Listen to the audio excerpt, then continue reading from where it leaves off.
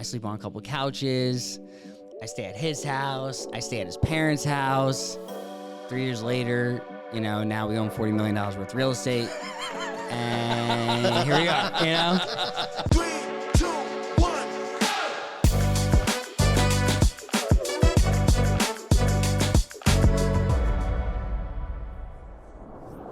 go! All right. From rags to riches, we have an incredible story today. John started from literally, probably one of the worst situations you could come up with. And at this point in time, only 27 years old, $40 million assets under management, and not just like regular multifamily. He broke off into a niche that's incredibly profitable. And so today we have John. John, would you kind of just give us a little background on you? Oh, yeah, of course. I'm super excited to be on the pod. First podcast I've actually ever done. So, so pretty much I grew up in Westchester County, which is, the place that you just purchased one of your properties at, which congrats on that. My dad was an interior designer and general contractor, entrepreneur. He did very well, had locations in Greenwich, Mount Kisco, and a bunch of other places. He actually got into a terrible car accident back in 2006, he had really severe back injuries. But he was such a workaholic that he felt the need to actually continue on, and he turned to painkillers, mostly Oxycontin and oxycodone. Then that turned into crack and cocaine and a bunch of other stuff. Christ. We ended up losing everything. A SWAT team raided my house when I was 10, and then I got put into the foster care system. Between 6th grade and 9th grade, I was in and out of different homes, and then I got adopted. And then that person kind of like put me on the right path. Went to Bentley University in Boston, and then from there went to tech sales and reconnected with an old buddy of mine. Before you go into that real quick. Yeah, of course. Because I know in the bathroom, we were just talking about why you got into tech sales. What did you study at Bentley, and how did you land in tech sales? Oh, yeah, of course. Great question. So I've majored in finance with a concentration in corporate finance. I was doing pretty much finance for 4 years in accounting, and I wanted to go into investment banking and private equity, just like everyone in like business school wants to go into, Yeah. I don't want to go consulting. Everyone wants to do that. Everyone from Bentley went to that. So what ended up happening was, I applied to like 300-400 places, got like 2 interviews. One of them was more like, oh, we actually had an error on our end saying, we're not going to hire you. So got 1 interview, said I didn't have experience. It was for an entry-level role, so how can I get experience? I just realized I actually didn't end up doing a summer analyst position. Mm-hmm. And from there, I had to pivot. I was naturally good at sales and talking to people and connecting with people. So I went to tech sales, did that for about 2 years, then went to cybersecurity consulting, really sales, just title. Consulting. Yeah, exactly. And then the pandemic happened. So at the time, my boss was just like, it's not a pandemic. Come back in the office. I was like, well, come on, let me move to Florida. He was like, no. And then like 3 hours later, he texts all of us saying, hey, my wife just told me that it's going to be a pandemic, so don't come into the office for the next 6 months. Wow. I packed my bag and I was on the next flight an hour later. Moved to Florida, and then from there, I lived between Florida and North Carolina because my brother was in Chapel Hill. Uh-huh. He was doing construction, and he had a bar, so we pivoted from a bar to a restaurant, and then I reconnected with an old buddy of mine. His name is Ben, and he was doing wholesaling in Boston, and I had no idea what wholesaling was and how lucrative it could be. Next thing I know, him and I are having really good conversations. Me and my brother were rebuilding in 1979 Winnebago. And he was just like sitting in an office doing wholesaling, but also doing leasing as like a day job because he was still trying to figure it out. What ended up happening was I was like, oh, let's try it. So I get I dip my toes into the water a little bit, realized it was actually a really good business to be in. And then from there, I was like, how do I jump in head first? What was the point where you realized this is a good business to be in? He just told me one of his assignment fees, and I was just like, How thick was it? 50 grand. Oh, yeah, that's a nice one. Yeah, exactly. It was fucking How much awesome. software do you have to sell to get that? Say that again? How much software would you have to sell to get 50 grand? Oh, commission? dude, my commission on like a product that was like 100 grand was like 3%. So Oh, I probably wow. sell like 20 different contracts. So it was just it was stupid. Yeah. And then, but we started just kind of shooting the shit every single day. We realized, we did a pretty good job, or I was doing a pretty good job. And I was like, how do I become a partner? And he was like, you got to move up to Boston. 2 weeks. I move up there. I sleep on a couple couches. I stay at his house. I stay at his parents' house. 3 years later, now we own $40 million worth of real estate. And here we are, That's amazing. Yeah. Dude, that's incredible. Tell me about like that experience when you first moved in, you first joined the team and you wanted to become partner. Like, what did that feel like? What did you go through? Honestly, I was in Florida and I was doing a bunch of cold calling, and I was just sitting here like, this is stupid, because every single seller I was talking to was just like, you're not going to come see my property? Why aren't you coming to see it? Why is some random coming to see it? Because, when you're wholesaling, you're developing a relationship and a connection with that person. That person has a specific pain point, and you have to make sure you address that pain point. Depends on they don't want anyone else to address it. You establish that relationship. You have to stay with that relationship. So that being said, I was just like, all right, I just got to go do it.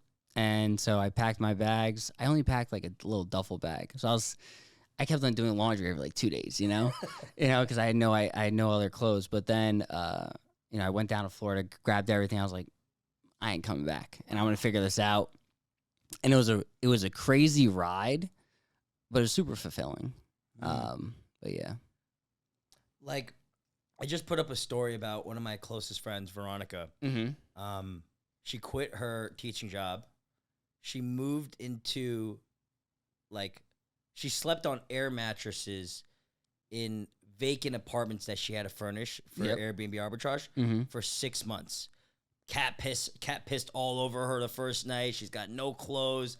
I mean, just like literally grinding it out 120 hours a week. And within 9 months, man, 9 months, she built 100K passive income from Airbnb arbitrage. 9 months. And so, like, people, it's like she really is an exceptional case. Yeah. Because she's just smart. She's pretty. She's got the whole package. So whatever she does, like with everything she's got, she's going to succeed. But like, people don't realize if you're willing to take the risk and take the jump towards pursuing your dream and go all fucking in, like sacrifice everything. Exactly. You're going to have success. Yeah. So like, tell me like what that 3 years, like when did you pivot from wholesaling to acquiring assets? Because it's two completely different businesses. Oh yeah, of course. So pretty much they had been doing wholesaling for about a year prior to me joining on, or me even starting. How big was the team before you joined? It was just, I don't know, we had like 5 virtual assistants doing cold calling, but then it was my partner, or it was Ben, Carl, Alex. Okay. So those were the 3 core individuals in Boston. And then everyone else was either in the Philippines, Eastern Europe, and like Costa Rica. Right. And it was 3 of you guys, you, Ben, and some other, Carl, and then 5 VAs. Yeah. And they've been operating for a whole year. Oh yeah. So you jump in, you move to Boston, and what are you doing? And like, what did your life look like at the time? Oh yeah, of course. So pretty much when I joined on, we were doing wholesaling for about a year. We realized that something was missing. We were profitably learning, as we like to say. It wasn't creating anything. It wasn't building something up that we can, later sell and then make a boatload of money. Right. So what ended up happening was, we're like, what's missing? Why were these people paying us these $50,000, $60,000, $70,000, $100,000 wholesale fees? the deals were still good with those assignment fees. So what we ended up doing was we were like, all right, let's take on our first project. We found a single family in the Berkshires in Massachusetts that we used for Airbnb. That deal we raised, 13% debt, debt raised from, private investors, recycled the money in about a 12 to 18 month period. That was a huge learning lesson. One of the stories is I came back from New York. I actually slept in the place. What ended up happening was the boiler, you know how like sometimes you have those automatic like refill valves or something like that? Yeah. It didn't have that. Oh, no. So all the pipes froze. And I slept in the house. I woke up and I was freaking freezing, man, and then we got the pipes fixed. So there's a huge learning curve. Oh, That's what man. the first like year after wholesaling was. Mhm. We bought an 8 unit, we bought a 3 unit, we bought a 5 unit. One was like complete seller financing. Wow. So it was we've done the spectrum of like creativity, Right. in terms of structuring deals. But it wasn't, I don't know how you'd say it. We were like, okay, how can we like scale this up? And the way we scaled it up was we started leveraging our relationships with other operators that have a larger track record than us. But we focused on one skill set. The skill set that we focused on was acquisitions. We got really good at finding deals from our wholesaling days. Wow. And then from there, we were just like, we don't want assignment fees anymore. We want partial the GP, and that's it. So they would give us the GP. We'd find the deal. Sometimes they would operate the deal or we would operate the deal. But we would rely on third-party property managers. And so we would just get constantly screwed on additional fees that the property managers wouldn't let us know about. Yep. From there, our investors were hurting because we weren't giving them the returns that they wanted. Mhm. But then we realized that we need to actually make everything in-house. So we started a property management company, construction management company, and now we're vertically integrated and we do everything in-house. Gotcha. And so then we pivoted from multifamily or wholesaling to multifamily, and then my partner stumbled into an RV park. That's incredible, man. That's amazing. I guess the hard part for a lot of wholesalers, because we get into wholesaling so that way one day we could take the cash, dump it into real estate, and start building passive income. Mm-hmm. But the issue is that when you take that cash and your retained earnings and you don't reinvest back into your business, Mm-hmm. and you invest in actual assets, it slows down the growth of your wholesale business, right? So it's always kind of like a balancing act. Where should I allocate my capital? Exactly. How did you guys survive? Like, did you continue to wholesale here and there, or did you go all in? All in. No. Just completely cut it off. How did you survive? Savings. No way. Yep. That's all. That's literally all we did. And then for like 1 year, we didn't pay ourselves. We just kind of all lived very, very frugally. Wow. And I felt like I was homeless, but technically I kind of was because I never actually had an apartment. I was just couch surfing the entire time. Gosh. And so it was a struggle. One of our partners was like really struggling because he had inherited a house and then he was moving into that house. He had the mortgage payments, but then realized like Couldn't afford it. no, he couldn't afford it. But then also the tenants that had moved out started a dog kennel without him knowing. Fleas everywhere, It was this entire, and like he really felt the pain because he moved out of like his apartment to move into this house with his girlfriend, now fiance. It was just a crazy situation, Bro, kudos to you for going all in on one thing. Yeah, honestly, see, like what you guys do is pretty interesting. You guys did the wholesaling, but also the private lending on the side, and then you're buying assets and syndicating deals at the same time. The one thing that's something that we didn't end up doing because we realized, well, our understanding or what we wanted to do was we wanted to just scale our syndication or our deal size up. But one challenge that we're running into now is capital, because a lot of our capital network we relied on other co-sponsors for. And so now we're developing our investor network, but also making sure that we're working with people that believe in like real estate as like a long-term wealth strategy rather than like short-term gains. Right. Because like our goal is to like cycle money within like a 2 to 4 or 5 year period, Mm-hmm. and then take those, refinance funds and put into the next deal. So then their velocity of capital is quicker, because most syndicators, as you know and I know, they always make the most money on the exit, not really. And then they feed the deal. They do an acquisition fee, a disposition fee, refinance fee, Right. asset management, and so on and so forth. We only charge an acquisition fee. And then we have an in-house property management company. And so that being said, what we do is, we make sure that our investors are really making the returns that we're promising, because like we're just trying to make sure that we're scaling with our investors, because we want to be able to have our investors reinvest with us and then hold the assets. So they're building a portfolio but passively, while we're building a portfolio more actively because we're managing it. So your strategy is to continually grow AUM. You don't want an exit. Mm-hmm. Wow. How big do you want to build this thing? Billion? Billion. Well, me personally, I would like a billion because, Billion's billion a good sounds number. nice. Who doesn't want to like? That's Who doesn't should like a be billion? everyone's goal. Yeah. Exactly. Yeah. At the end of the day, it's more like that's where like the RV parks come into play. Mhm. RV parks are super interesting because they're niche. Most people think RV parks, mobile home parks are the same exact thing. But they're completely different. Mobile home parks are highly regulated in the Northeast. RV parks are not.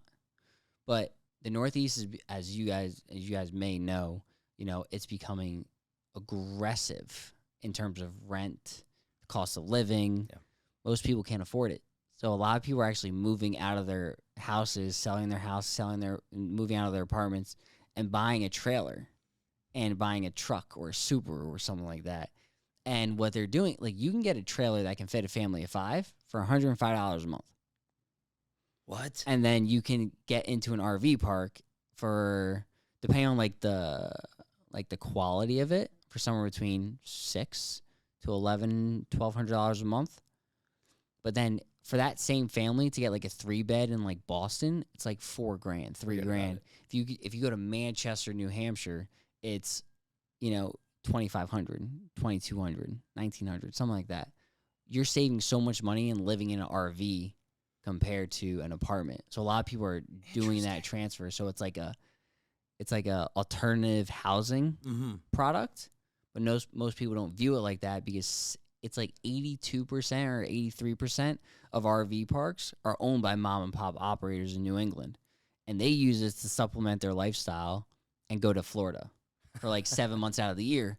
But most of the parks that we run, we try to transition it into a year-round campground. And then you force the value. So you're buying, a campground that has 200 sites at like $10,000 a pad. You try to then, probably put in like 30 to 40 year-round sites. And then at $1,000 a month, you're adding over a 7-month period.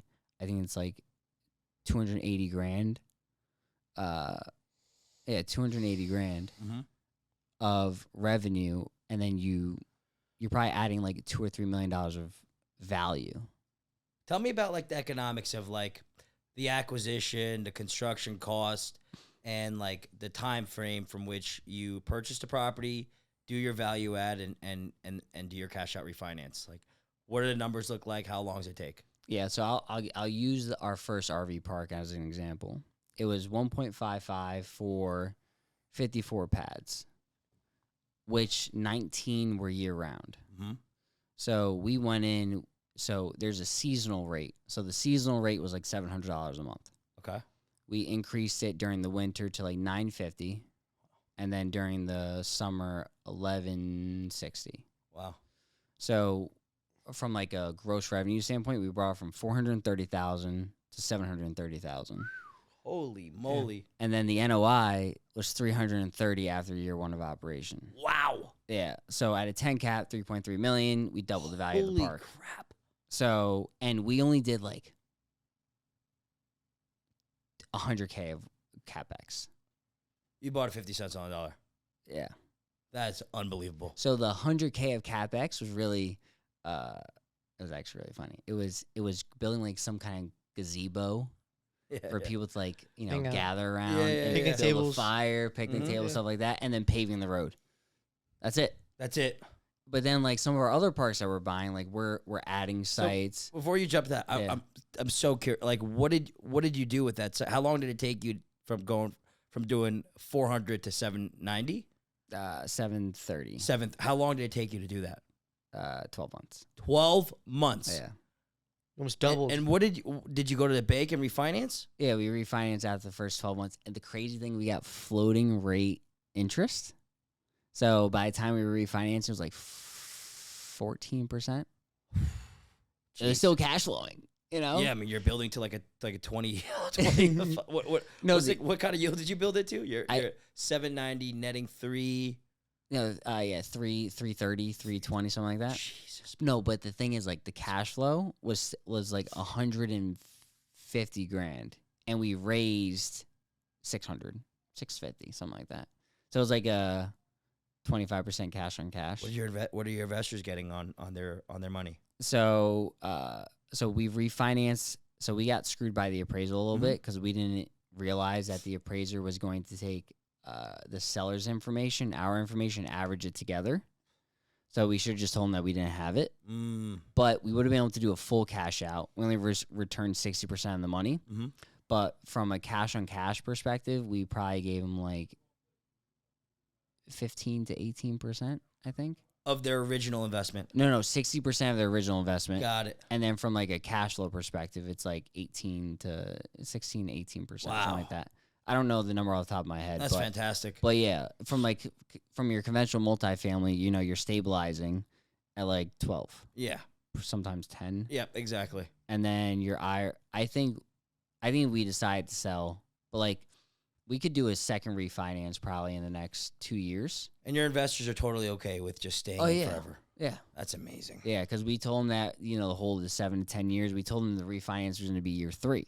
We did it in a third of the time. They love you guys. Exactly. And then, you know, at the end of the day, it's like, it's a situation where, you know, we like to underpromise and overdeliver. Sure. But most of the time when we're underwriting these RV parks, we're stabilizing our investors at 20% cash on cash. Wow. Yeah.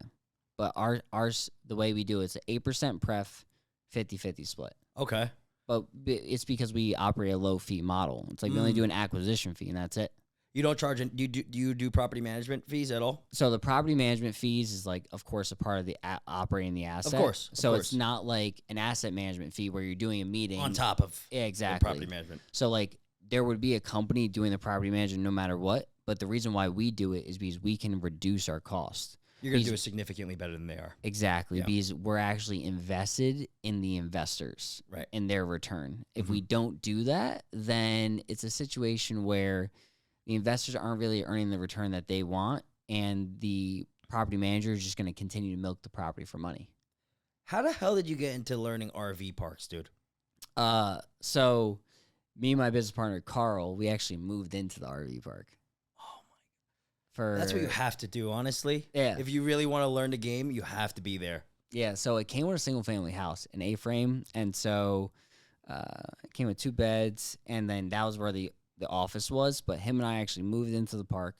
We operated the park, so I dealt with like leaky water line, so I would dig up the actual dirt, repair the water line ourselves. So like the thing is, we get really hands-on compared to a lot of other syndicators and operators where they just hire someone to do it. Sure, it's, you know, it's good, but like the investors want to make sure that, you know, that you really want to make sure that they're earning the return that you're promising. Right. Because if you don't, then if I hired I don't know, at the end of the day, it's like the manager of the parks should be handy. But like any little thing that comes up, if you need to repair like or replace a breaker in so like there's pedestals. Mm-hmm. So each RV hooks up to this pedestal. There's a 20 amp, a 30 amp, and a 50 amp. With a shore, essentially. Yeah. Exactly. Yeah. So that's where they plug in, and then sometimes what ends up happening is they pop because, you know, they're older and they just haven't been replaced in a while. So like RV's pulling more power than the breaker. Exactly. So what ends up happening is like if you get an electrician to do it, they'll charge you like $500 to $1,000 per breaker. Last summer they probably about 20 popped. Wow. So like at the end of the day, it's like electricians, they make out like bandits, and you're just gonna continue out out, put money, out, Right. when in actuality your manager should really just be fixing it, because Right. it's really simple. It's like literally you unscrew something, Pop and you it out. pop it out, put it back in, screw it in. That's pretty much it. Right. super But simple. yeah, That's incredible, man. A good buddy of mine did the same exact thing. He's like a contrarian investor. He's always finding where there's opportunity for cap rate compression and rent growth, where there's like a break in the supply and demand equilibrium. yeah, And RV parks, mobile homes. The bottom line is that the country has an affordability issue. Yep. And it's only going to get worse and worse and worse. And so when you're finding a niche asset where renters are going to move to, and institutional capital is going to start acquiring, you got the best of both worlds. yeah, When you build that $1 billion portfolio and you exit, chances are you're going to exit for significantly more than $1 billion, hopefully. But it's just so ballsy of you to go out and fucking do that, bro. yeah. I commend you. I really appreciate do. it. But like the one thing that like not a lot of people are realizing is that the institutional capital hasn't gotten into the RV park space yet. Like they have, but they haven't. How far off are we? I'd probably say we're starting to get approached by private equity firms to like partner with us. But the thing is, the reason why they can't do it themselves and they want to partner with us is because the purchase prices are too small. Most there's a hospitality, like outdoor hospitality industry report. It's OHI industry report. You can easily look it up. It's like the average RV park is 105 pads. We're buying pads between $15,000 to like $30,000 a pad. Mm-hmm. So at 105, let's say 100 pads at $30,000 a pad, that's $3 million. Most of them want like a $5 million plus because they're raising like a $200 million fund. Right. Think about it like this, like, guys, we have our first RV park acquisition. What's the purchase price? $1 million. They're going to laugh you out the fucking room. Right. And it's not going to be good. And so that being said, you have to make sure like operators like us, where we're rolling them up, you want to make sure that you're finding them before, because most likely what you're going to do is once I get to 20 RV parks, they're going to buy it for like $4 million a park, $80 million purchase price. If it hits their return metrics, that's all they care about, because they're raising this fund and they have to spend the money. Right.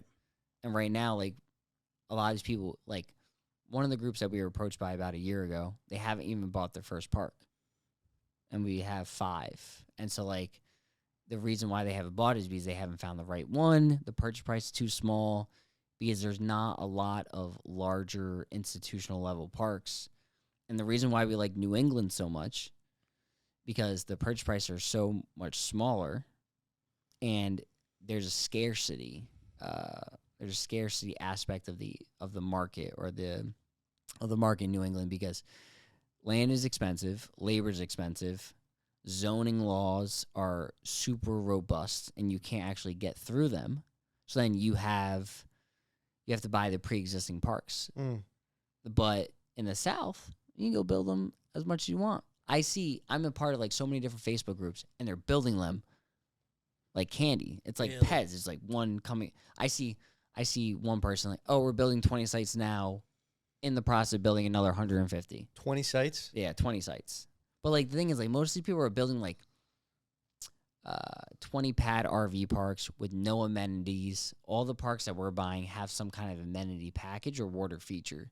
Yeah. Because like they're like more family campgrounds. Because think about it like this: you have like a blue collar family.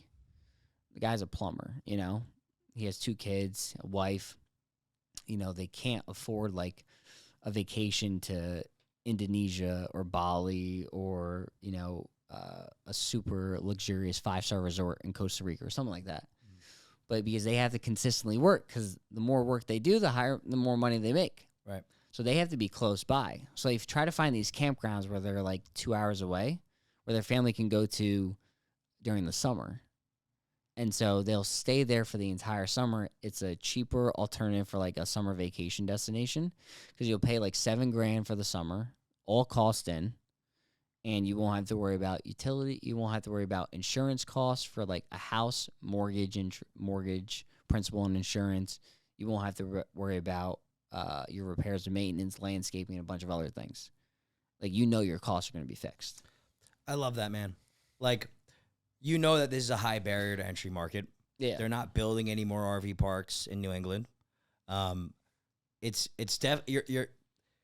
hitting all the spots that make this a great asset class. Mm-hmm. And honestly, if I could, I don't have the time to even consider doing another shiny object. I mean, I swear off every other business, but man, you really found something special. It's kind of like comparable to doing Airbnbs in New Jersey where it's illegal. Yeah. Right? Like, well, it's not illegal, but like there's a lot of regulation and red tape. Yep. But the returns that you're seeing are just so much better from a cash flow perspective than long-term rentals, multifamily, single-family rentals. I mean, you're getting if you get a cash on cash return of like 10 to 12% on a multifamily deal, you're kicking ass. Yeah.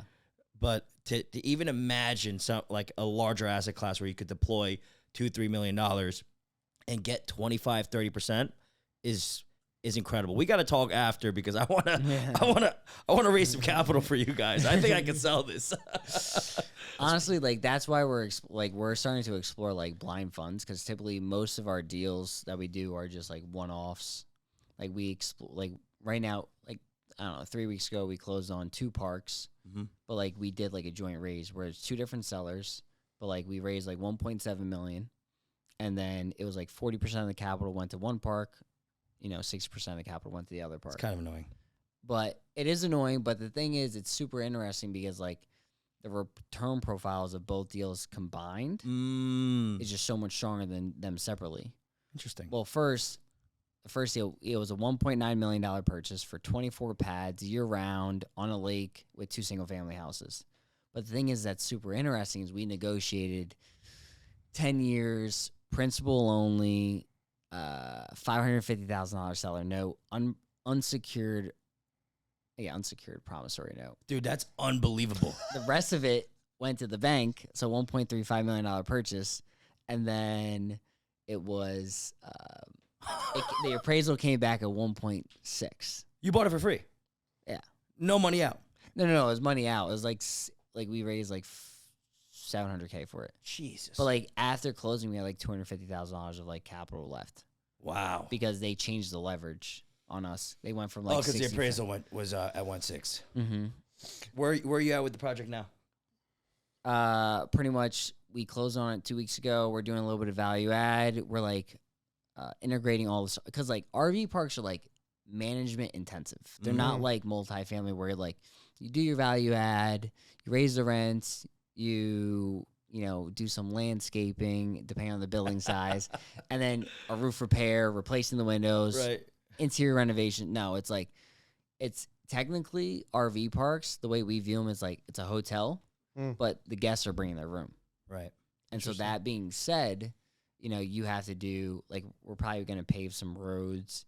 We're going to increase the rates. We're going to go from like $950 to I think we're going to go to like $1175, but there's multiple different types of rates. So like there's something called a seasonal contract. So a seasonal contract, what it is, it's giving the guest a license or permit to give them the right to use the land. They're not tenants, they're guests. So if they disobey the rules, they don't pay, I can kick them out in 8 hours. 8 hours. 8 hours? Less. Wow. If you have a good relationship with the cops, you just call them and be like, they're trespassing. I mean, you're in New England. You guys have crazy winters. Like, how much does snow removal cost to a year? Oh, that? So we had some fun with plowing ourselves. But no. But the thing is, like, it depends. So, like, some of the parks will probably cost, like, $200 a push. But the thing is, like, the landscaping and plowing budget went from $7,000 to $20,000, and we were still stabilizing at, like, a 22% cash on cash. Wow. Yeah. That's phenomenal. What kind of yield do you usually stabilize at? Yield on cost? What do you mean by yield on cost? Like the total, so like all your purchase price, your like your closing costs, your holding costs, your renovation, all the money that it took to get that project stabilized, right? That's your denominator. Mm-hmm. And then your net operating income is your your net operating income is a denominator, and then all your costs to get that project stabilized is your denominator. So NOI divided by all your costs. That's a good question. I would say, let's put it in a cap rate perspective. Yeah. It's basically the same thing. Yeah, exactly. Stabilizing at like a 12, 13, Wow. something like that. And like, what do you think you could exit these things at? Like if you bundle up a portfolio. To like a private equity shop? Yeah. 7. 7. Yeah. Holy crap. 7, maybe 8. Their return metrics are more like, I think from our conversation, if I remember correctly, with me and my partner Ben, we were at like 8% unlevered. So yeah, 8% unlevered. So like 8 cap. Like to exit to them at. Yeah. Gotcha. Yeah. So that's all they wanted. But if it was like a value add, you probably could go like 7. If you could show that there were places getting higher rates than you, you probably go like 7. That's amazing. Yeah. Like I had someone trying to sell me a 3.6 cap because they're like, our projected income. I'm like, no, that's stupid. No, I'd never buy that. Right. Yeah. What are your biggest hurdles for growth? Is it operational, acquisition? Is it deal flow, or is it capital? So the one thing that we got really good at from like the wholesaling business was finding the deals. So like it's like, for instance, like we're working with this group of investment bankers that want to they're all buddies. They all want to just kind of just buy assets, but don't have time because they have FINRA responsibilities. Right. So that being said, what they really want to do is work with someone like us, deploy the capital with us, bring all their buddies in, and then just kind of forget about it. Wow. So that being said, they are looking, we can easily have the deal flow. They're bringing the capital. Capital is like the biggest constraint because that's something that we didn't get good at initially. But now we're like focusing on like building that up because like we have such good deal flow. It's just more about just pairing the right investors with the deals. Gotcha. Capital is a pain in the ass. Oh yeah. But it gets easier and easier and easier as time goes on. Yeah. You get repeat clients that came in for $50,000 the first time around. Mm-hmm. You crush it for them. You return their money 2 years faster than you projected, and give them a 15% cash on cash, 18% cash on. They are begging to come back with $100,000 the next time around. Yeah. And then $200,000 the next time around. So it's the investors definitely have a lifetime value as opposed to a wholesale deal where it's a one and done transaction with sellers. I think the game of I'll give you an example. My first $2 million capital raise, I almost jumped off the bridge, bro. It was so difficult. Oh my God. And then we had an $8 million capital raise that was just as hard, right? But it was 4 times more the next time around. And now all my investors, now that we're crushing it for them, are like, Dave, my mom wants to get involved. We got $300,000 this year. When are you going to have another deal? So it definitely gets easier over time.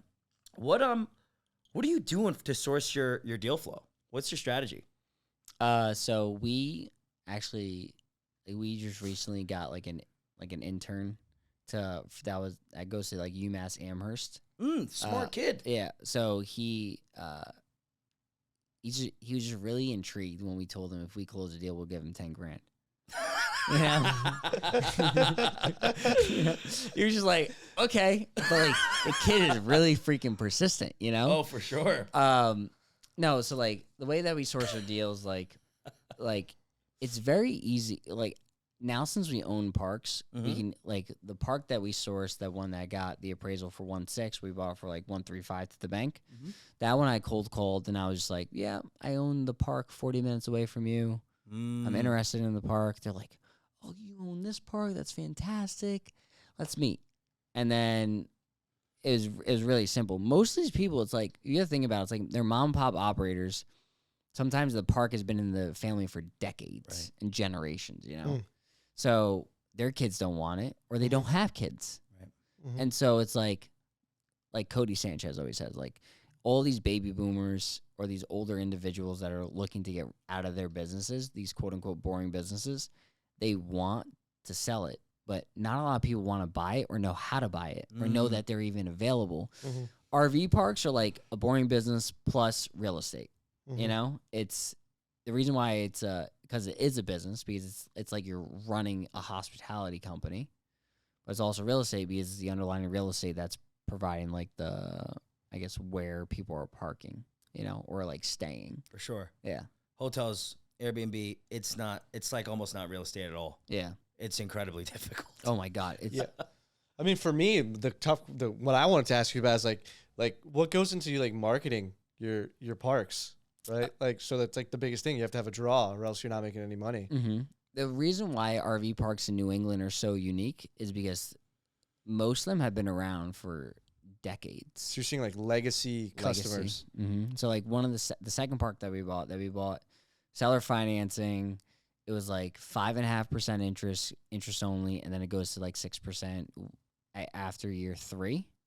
That park we only put 12% down. We raised like $400K. We raised the rates from like $2,800 a season to like $4,100 this upcoming summer. But I mean, because it's not like traditional real estate. It's not like you're like renting an apartment, right? Like people are going on vacation, they're like renting from you, so they're Googling RV parks in like New England. I thought, right? But you're saying that there's a ton of like people who have been coming to these campgrounds for 10, 15, 20 years with their family every year. Oh, yeah. So pretty much like the way it works is that our business partner, Carl. Yeah. So like that's why it's like I'm very happy I have business partners because I don't really have to worry about it. But we hire like a marketing agency. Yeah. And they'll do it, or he does all like the website development and everything like that. But like the fact that we have a pre-existing customer base that has been coming there for 30, 40 years, you don't really have to like spend a lot of money on marketing. That makes sense. Yeah. It's almost like a hedge against your value add. Exactly. Like you already have people coming, and then like as you spruce up the property and make it more Nice. you know, exciting and nice, so when people do a quick Google search, they're like, oh, like this is good as well, right? And then the rates are justifiable. Exactly. But then you have like the one thing that's super unique is like with the like when like your customer base, they know that you're gonna raise the rates. But all you just have to do is like, what do you want in the park? Like, do you want a slide, like a water slide, like for the kids, or do you want like a water trampoline if the park is on a lake? Pretty much, so they'll go out trampoline all day long and then swim back to shore. Or do you want an arcade? Like the guests are literally going to tell you exactly what they want. All you have to do is just implement it. You just have to be a good active listener and just ask them like the right questions. If you ask them the right questions, you'll then end up being able to just say, I'm adding this to the park this year. Your rate's going up to this. They'll pay it. What's the retention rate? Like if you jack up rents by like 30, 40%. Okay. Yeah. How many of the existing clients come back the following season? So the park that I was mentioning where we went from 2,800 to 4,100, 6 people left. That's it. Out of 100. Holy crap. Yeah. So like 94%. That's incredible. Yeah. What kind of value add did you do that specific one? Oh, come on. What did you do, John? We just revamped the common area in terms of that we epoxied the floors. That's it, really? No, but we did a lot. Like we did like decent landscaping projects, but like that's pretty much it. We spent like $100,000 doing that, and then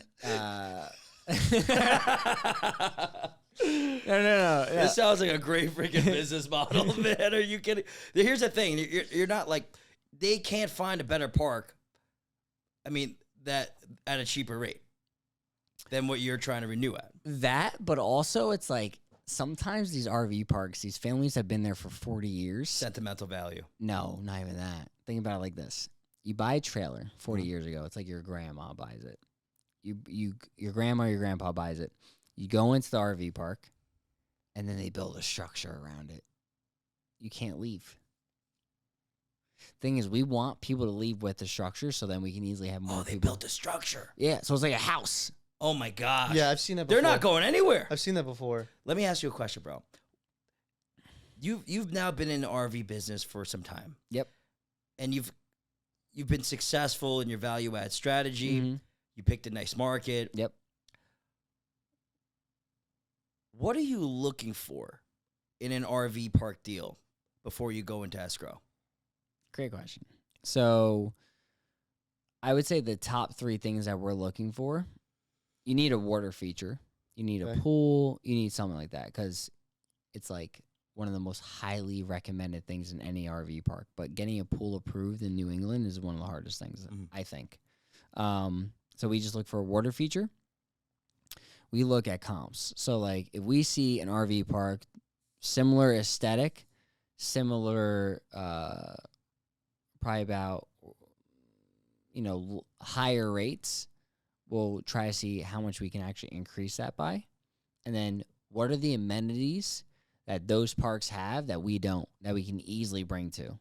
So it makes the goal obtainable. And then I always underwrite that we're going to get to those rates by year 4 or 5.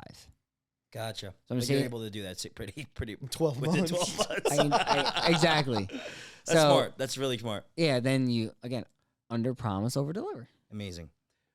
Okay, so on the wholesale side of things. Yep. Because me and Jared run acquisitions and marketing. Mm-hmm. Sales and marketing. So like our entire day is about data, getting the best phone numbers, right?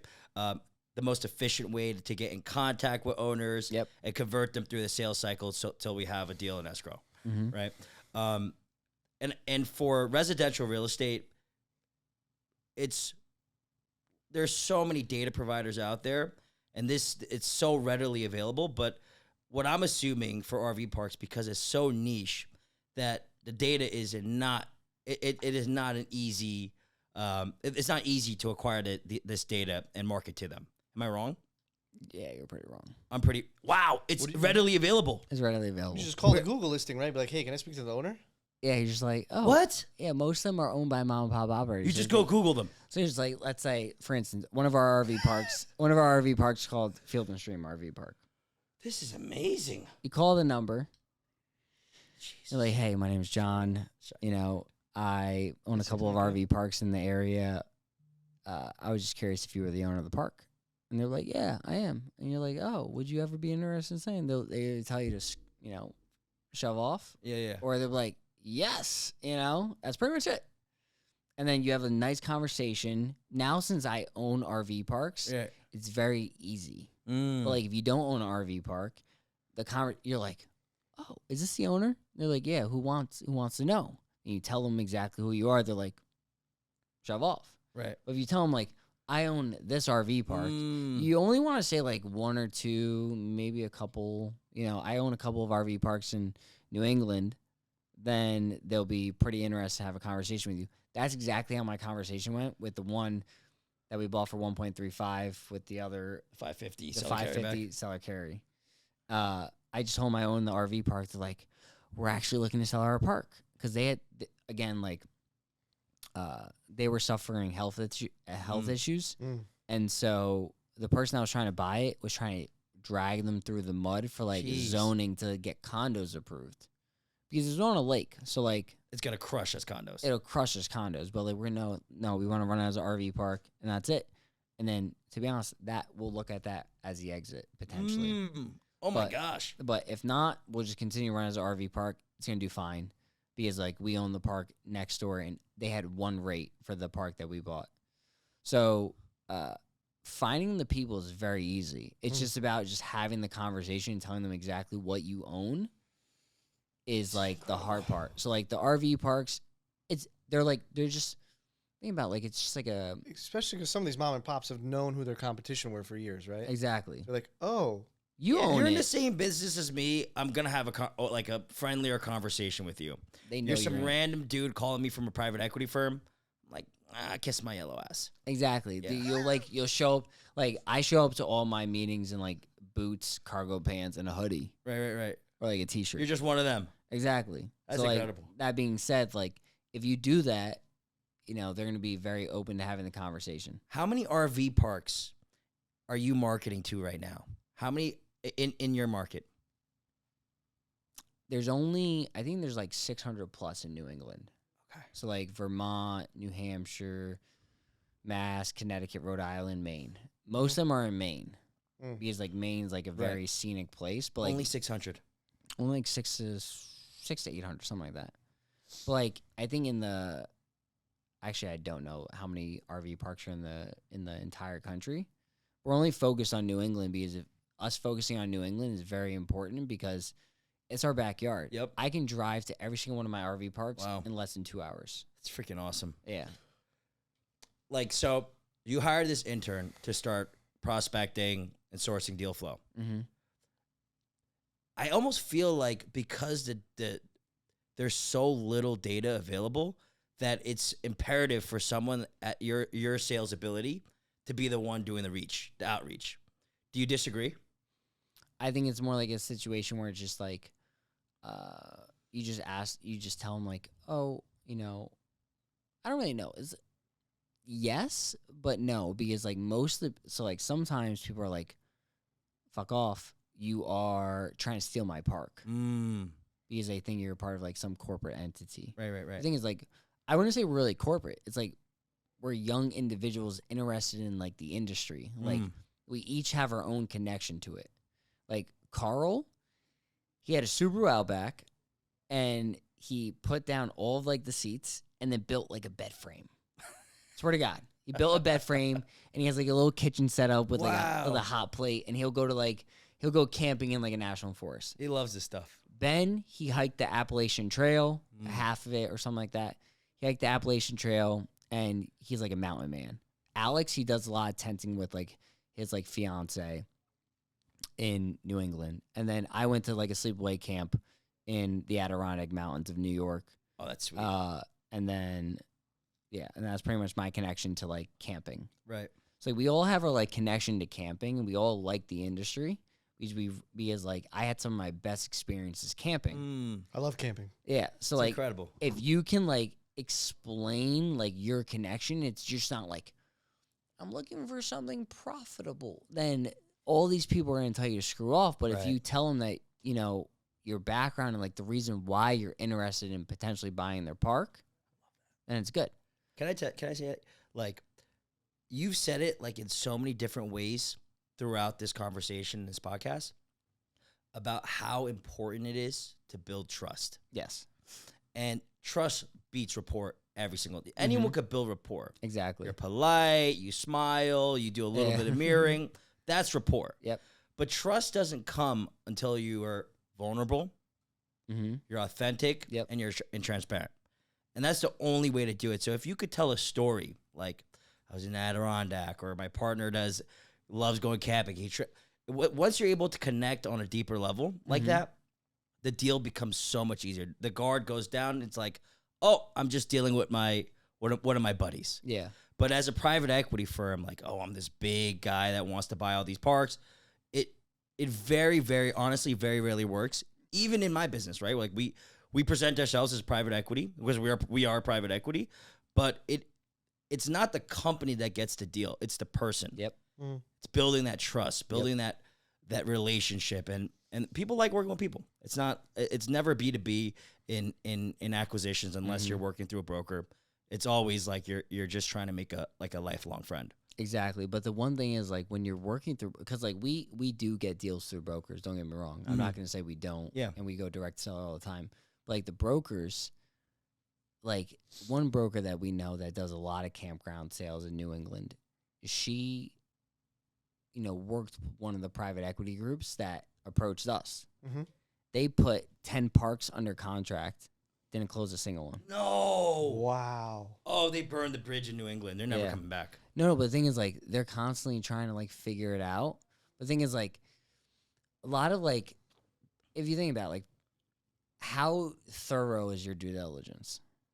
Pretty thorough. Yeah. So, like, the thing is with RV parks, like, you have to be thorough, but also you have to be, like, what are some, like, areas you can cut corners? But, like, because they don't, because, like, the areas that you're cutting corners, it's because there's no information.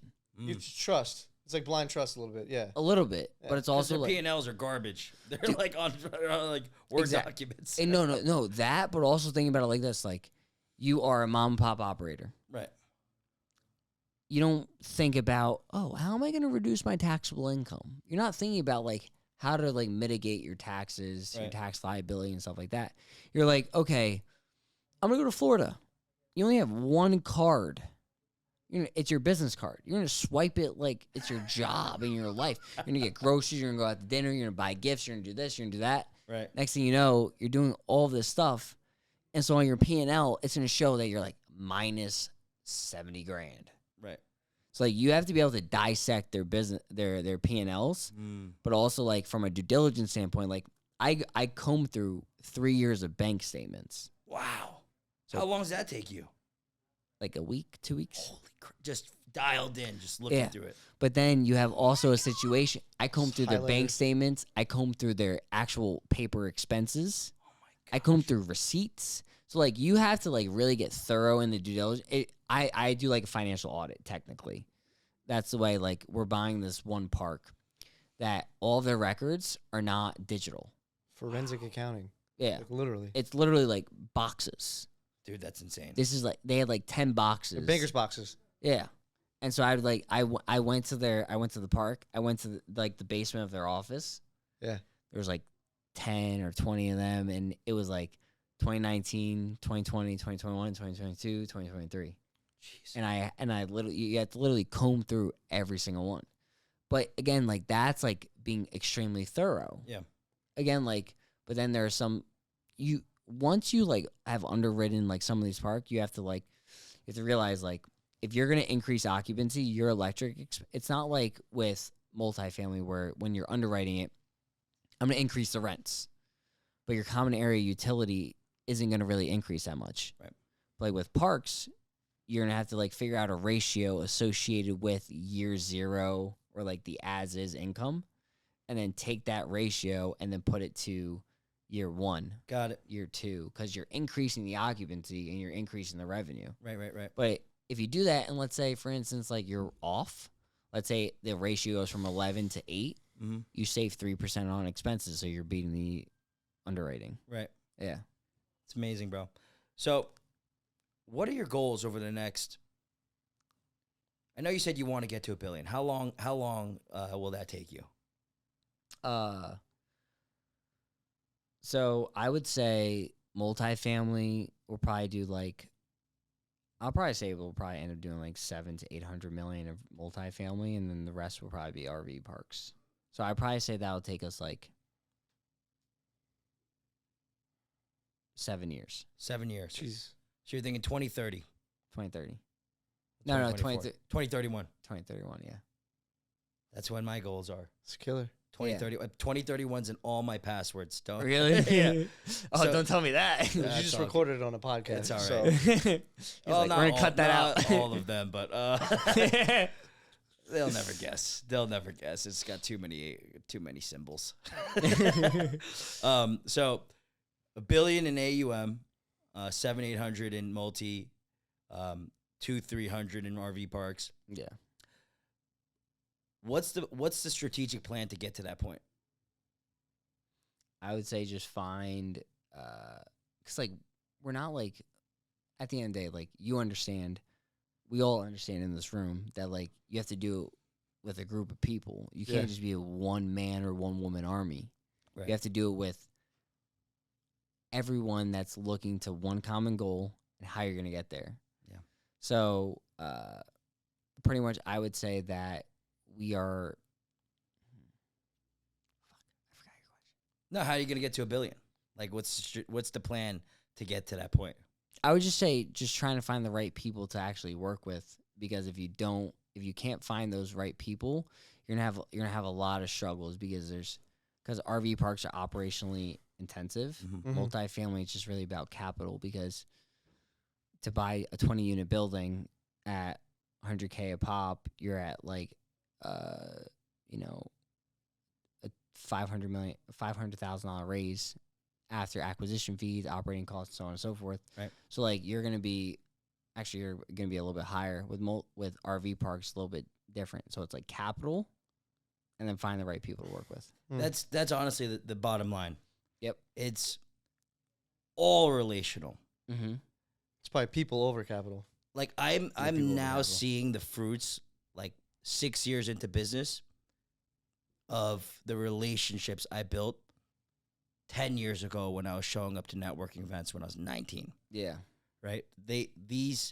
When you do right by everybody and you find people that are swimming in the same direction, Mm-hmm. you just never know Yeah. how that person will come into your life, whether it's a deal, whether it's a partner, whether they bring some capital to the table, Mm-hmm. or they might be listening to this podcast and say, hey, dude, I want to learn about RV parks, and hit you up and ask for a job, Yeah. right?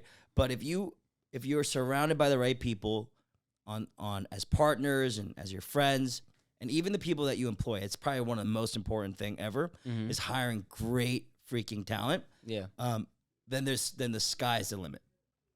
I was with one of my mentors, Phil. He runs a really, really successful business. He does about $50 million in revenue. He's gonna be a billionaire. I know for a fact. He's doing crazy stuff all throughout California. And he went to this Layla Hormazi's like a Networking, conference. Yeah. And everyone in the room was an 8-figure entrepreneur, $40-50 million. And Layla goes up there. She goes, every single one of you guys are incredibly successful. Do you want to know my one secret to buying your company and turning into a 9-figure business and selling? And it was like you could hear pin drops. No one had an answer. What is it? Yeah. It's recruitment. It's hiring great people all the time and being surrounded by them. Like, I think as a company right now, if we didn't hire great people in the middle of last year, we would have been up shit's creek. The fact that we got Jared here in this room right now, I mean, I cannot even imagine a world without Jared right now. This company would not reach its peak without Jared right now. Yeah. We would not be hitting any of our deal flow or revenue targets without Jared right now, right? And so just being surrounded by great people is probably the best advice that anyone could get as an entrepreneur. If you're surrounded by great people, you're gonna fucking dominate in any industry that you are in. Dude, we're gonna wrap this podcast up. If the people want to find you, the people want to reach you, John, what's the best way to get in contact? My LinkedIn or my Instagram. My Instagram is pretty much John T. Mansor, just my name, and then LinkedIn, just look up John Mansor at Archer Acquisitions, and then Archer at archeracq.com. Beautiful. Dude, thank you so much for your time, man. Really appreciate it. Thank you so much.